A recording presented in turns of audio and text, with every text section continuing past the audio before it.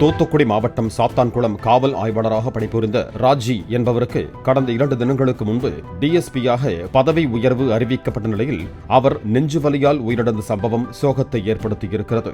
நேற்று காவல் நிலையத்தில் பணியில் இருந்த ராஜி நெஞ்சு வலிப்பதாக கூறியதை அடுத்து சக காவலர்கள் அவரை தனியார் மருத்துவமனைக்கு அழைத்து சென்ற நிலையில் முதலுதவி சிகிச்சை பலனின்றி அவர் உயிரிழந்ததாக போலீசார் தெரிவித்தனர்.